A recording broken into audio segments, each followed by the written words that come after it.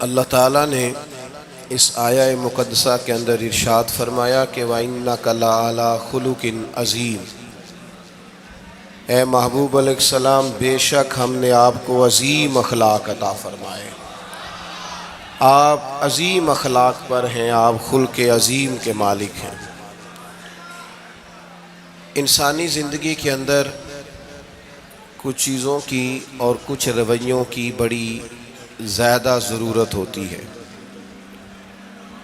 یہ جو انسان کے اخلاقی رویے ہوتے ہیں نا، یہ بھی بڑی اہم ضرورت ہوتے ہیں انسانی زندگی کو گزارنے کے لیے۔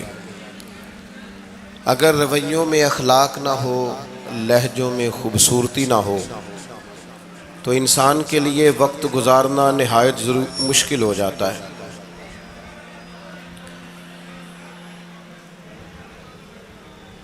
اللہ تعالیٰ آپ کو جزائے خیر دے۔ میں دوستوں سے کہتا رہتا ہوں کہ کسی کھلی جگہ پہ احباب کے لیے بندوبست کیا جائے تاکہ لوگ تکلیف کا شکار نہ ہوں۔ پیار سے آ جاتے ہیں کئی ساری جگہوں پہ، بلکہ شاید ساری جگہوں پہ اب یہی مسئلہ بنتا ہے جگہ کا، لیکن اس وقت احباب بعض اوقات توجہ نہیں کرتے، پھر مشکل بڑھ جاتی ہے۔ اب تو جیسے ہے ویسے ہی رہے گا۔ بھئی آپ بولیں تو نانا، آپ اتنا شور کریں گے تو میں بات کیسے کروں گا؟ اللہ تعالیٰ نے خیر کیا ہے، کچھ بہتری۔ اب ایک دفعہ بلند آواز سے درود شریف پڑھیں۔ الصلاۃ والسلام علیک یا رسول اللہ وعلی آلک واصحابک یا حبیب اللہ، الصلاۃ والسلام علیک یا نبی اللہ وعلی آلک واصحابک یا نور اللہ۔ عزیز دوستو، میں یہ عرض کر رہا تھا کہ اللہ تعالیٰ نے نبی پاک علیہ السلام کے اخلاق کی تعریف کی ہے۔ ہمارے زمانے میں یہ رویہ ہو گیا ہے کہ اگر اخلاق کی، کردار کی کوئی بھی بات کی جاتی ہے تو لوگ سمجھتے ہیں شاید یہ ایک بیٹا آپ دو لوگ رہ گئے ہیں، یا تو آپ بیٹھ جائیں، پیچھے آپ کے سب اشارے دے رہے ہیں، آپ مہربانی کریں نا یار، میں نے تو کبھی اتنا ٹائم ہی نہیں لگایا جلسہ سیدھا کرنے میں، ہاں تو بڑی مشکل ہو گئی۔ اللہ آپ کو برکت دے، آپ تو بڑے پیارے لوگ ہیں، آئے سارے پیار سے ہیں، پر وہ پیار میں جیتنا چاہ رہے ہیں ایک دوسرے سے۔ حالانکہ پیار میں جو مزہ ہارنے کا ہے نا، جتن جتن تے ہر کوئی کھیڈے تو ہارن کھیڈ فقیرا، جتن دا مل کوڈی پیندائی، ہارن دا مل ہیرا۔ اس میں تو قربانی دینی چاہیے، ایک دوسرے پر اظہار کرنا چاہیے، کہنا چاہیے یار آپ بیٹھ جائیں میں ذرا پیچھے چلا جاتا ہوں۔ یہ تو دینی ماحول ہے، اس میں تو اظہار کی ضرورت ہے۔ بہرحال آمدام برسر مطلب، ہمارے ہاں لوگ سمجھتے ہیں کہ اخلاق کی بات کی جائے تو شاید یہ بڑا عام سا سادہ سا کوئی عنوان ہے۔ حالانکہ یاد رکھیے گا نبی پاک علیہ السلام نے فرمایا ہے، میں مکارم اخلاق کی تکمیل کرنے کے لیے دنیا میں آیا۔ فرمایا میں اخلاق ہی کو تو مکمل کرنے آیا۔ اور نبی پاک علیہ السلام نے اخلاقی رویوں پر بہت زیادہ زور دیا ہے۔ حضور علیہ السلام فرماتے ہیں کہ قیامت کے دن میرے سب سے زیادہ قریب وہ شخص ہوگا جس کا اخلاق زیادہ اچھا ہوگا۔ ہمارے ہاں لوگوں نے اخلاق کا معنی بھی اپنی مرضی کا کیا ہوا ہے۔ بعض لوگوں کا خیال ہے کہ صرف میٹھا بولنا ہی اخلاق ہے، حالانکہ میٹھا بولنا بھی اخلاق ہے، لیکن صرف میٹھا ہی بولنا اخلاق نہیں۔ میٹھا تو لوگ اپنے مطلب کے لیے بھی بولتے ہیں، میٹھا تو اس لیے بھی بولتے ہیں کہ مجھے اب کام پڑ گیا، اور بعض لوگوں کی ٹریننگ ہوتی ہے اس لیے وہ میٹھا بولتے ہیں۔ آپ کسی بہت بڑے شاپنگ مال پہ چلے جائیں تو وہاں جو سیلز مین ہوتے ہیں ان کی ٹریننگ ہوتی ہے کہ انہوں نے بولنا ہی میٹھا ہے، گاہک جتنی مرضی تلخی کرے وہ تلخ نہیں ہوتے، میٹھا بولتے ہیں۔ بعض لوگوں کی ٹریننگ ہوتی ہے امیر سے میٹھا بولتے ہیں، غریب سے میٹھا، تو یہ اخلاق نہیں، یہ تو انہوں نے کچھ دیر کے اپنے آپ کو سمجھایا ہے، قائل کیا۔ یاد رکھیے گا، صرف میٹھا بولنا اخلاق نہیں بلکہ سچ بولنا اخلاق ہے۔ صبر، تحمل، بردباری، وفاداری، اور بلند ترین اخلاق کا مالک وہ بندہ ہوتا ہے جو خوددار ہوتا ہے، کسی دنیا دار کے سامنے ہاتھ نہیں پھیلاتا، اللہ تعالیٰ نے جو اسے دیا ہوتا ہے اس پر راضی رہتا ہے، اس کے مزاج میں، اس کی کو ذرا کم کر دیں جی، اس کے مزاج میں لالچ نہیں ہوتا، ہرس، ہوس، طمع، مفاد پرستی، یہ چیزیں جس آدمی کے مزاج میں نہیں ہوتی وہ شخص با اخلاق ہوتا ہے، اور بندے میں مروت ہو، وفاداری ہو، خلوص ہو، للہیت ہو تو بندہ با اخلاق ہے۔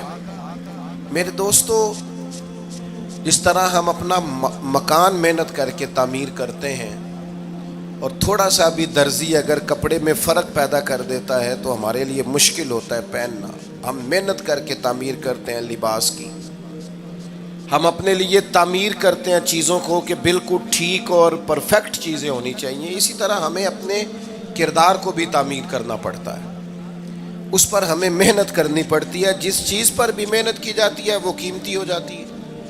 جب ہم تھوڑی محنت اپنے اخلاق پر بھی کریں گے نا، اپنے رویوں پر بھی کریں گے تو اس میں بھی بہتری آ جائے گی۔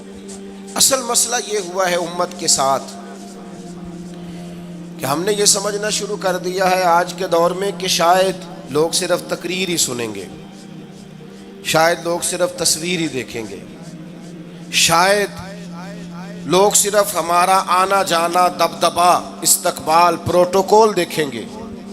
حالانکہ یاد رکھنا، سب سے زیادہ جو چیز تبلیغ کرتی ہے وہ انسان کا کردار ہوتا ہے، وہ اس کا اخلاق ہوتا ہے۔ بہت سارے بزرگ تو ایسے جو تقریریں کرتے ہی نہیں تھے، اعلیٰ حضرت بریلوی رحمۃ اللہ علیہ تو کبھی کبھار کوئی گفتگو کرتے تھے، تقریر ہوتی نہیں تھی، لیکن ان کے کردار کی خوشبو ایسی تھی جو پاس بیٹھتا تھا درد والا ہو جاتا تھا، جو قریب رہتا تھا اس میں خلوص آ جاتا تھا۔